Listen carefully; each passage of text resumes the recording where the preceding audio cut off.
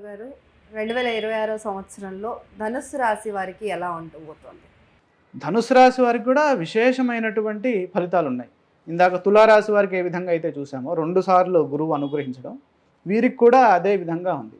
అంటే సంవత్సర ప్రారంభంలో సప్తమ స్థానంలో, సప్తమం అంటే వివాహ స్థానం, అంటే వివాహపరంగా అనుకూల ఫలితాలు, అంటే పెళ్లి కాని వారికి వివాహం కలిగేటటువంటి యోగము, అదేవిధంగా విదేశీ యానము, అంటే మంచి పర్పస్లో,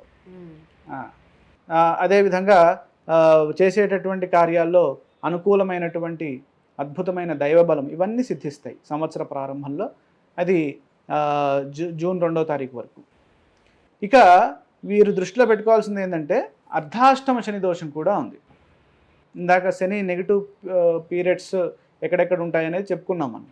అంటే 4th హౌస్లో కనుకుంటే అర్ధ అష్టమ, అంటే 8thలో హాఫ్, అష్టమలో అర్ధ అంటే ఎంత 4. అంటే 4th హౌస్లో గనక శని సంచారం చేస్తూ ఉన్నట్లయితే మన రాశి నుండి, అప్పుడు నెగిటివ్ రిజల్ట్స్ ఉంటాయి.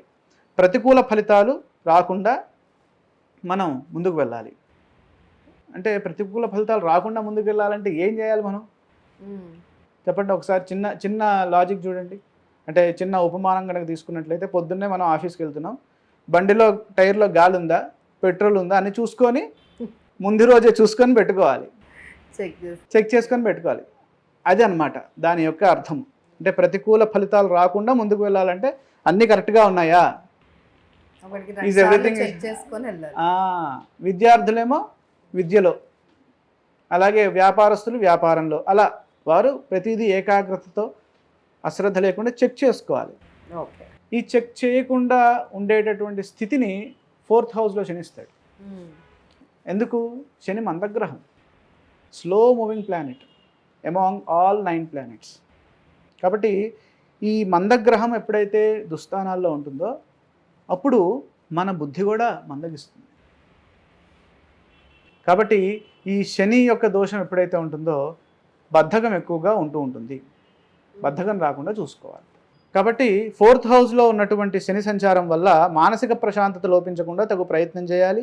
పని ఒత్తిడి, విసుగు చెందకుండా సహనంతో వ్యవహరించాలి. అదేవిధంగా కుటుంబ సభ్యుల ఆరోగ్యం పట్ల కూడా శ్రద్ధ తీసుకోవాలి, వారిని కూడా కేర్ తీసుకోవాలి. ఎలా ఉంది ఆరోగ్యము, షుగర్ టెస్ట్ చేసుకున్నావా, బీపీ చూసుకున్నావా, పెద్దలు మన ఇంట్లో ఎవరైతే పెద్దవాళ్ళు ఉంటారో వాళ్ళని అడుగుతూ జాగ్రత్తగా వాళ్ళని కూడా పరిరక్షిస్తూ ముందుకు సాగాలి. అలాగే వాహనాలు నడిపేటప్పుడు జాగ్రత్త అవసరం. అయితే తృతీయంలో ఉన్నటువంటి రాహు మాత్రం మంచి ఫలితాన్ని ఇస్తున్నారు, కొండంత ధైర్యాన్ని ఇస్తున్నారు. ఆయన నేను ఏదైనా చేయగలను, ఎంతటి విపత్తున్నా నేను ముందుకు వెళ్ళగలను అనేటటువంటి ఆ సాహసోపేతమైనటువంటి బుద్ధిని ఇస్తున్నారు. కాబట్టి దాన్ని దృష్టిలో పెట్టుకొని మనం నిర్ణయాలు తీసుకున్నట్లయితే అనుకూల ఫలితాలు ఉంటాయి. అదేవిధంగా సప్తమ స్థానంలో జూన్ 2 వరకు గురువు ఉండడం వల్ల ఇంట్లో శుభకార్యాలు జరుగుతాయి, వివాహ ప్రయత్నాలు ఫలిస్తాయి, వ్యాపారాలు అనుకూలంగా ఉంటాయి, విద్యార్థులకు తగిన ప్రతిఫలం లభిస్తుంది, విద్యలో అనుకూలంగా ఉంటుంది. అలాగే జూన్ తర్వాత అష్టమంలోకి వెళ్తున్నారు కాబట్టి ఆ సమయంలో కాస్త ఏకాగ్రతతో బాధ్యతగా వ్యవహరించాలి. ఎవరి మీద ఆధారపడకుండా స్వశక్తితో ఆలోచించి నిర్ణయాలు తీసుకోవాలి. అక్టోబర్ 31 తర్వాత మళ్ళీ 9వ రాశిలోకి వస్తున్నారు. అంటే 2 times, ఫస్ట్ ఏమో జూన్ వరకు బాగుంది, మళ్ళీ అక్టోబర్ తర్వాత బాగుంది. ఇక ఆధ్యాత్మికంగా దైవబలం సదా ముందుకు నడిపిస్తుంది, పూర్వపుణ్యం కాపాడుతుంది, ప్రధానమైన కార్యక్రమాల్లో ఆశించిన ఫలితాలు లభిస్తాయి. వృత్తి ప్రదేశంలో అంటే చేసేటటువంటి పనిలో అనుకూల ఫలితాలు ఉన్నాయి, బదిలీలు కూడా ఉండవచ్చు, అది పాజిటివ్ కిందకే దారితీస్తుంది. ఆరోగ్య విషయంలో జాగ్రత్తలు తీసుకుంటూ తగినంత విశ్రాంతి కూడా పొందాలి. ఈ సంవత్సరము దక్షిణామూర్తి స్తోత్రం, శని స్తోత్రం చదువుకోవడం ద్వారాగా మేలైన ఫలితాలు ధనుసు రాశి వారికి సిద్ధిస్తాయి.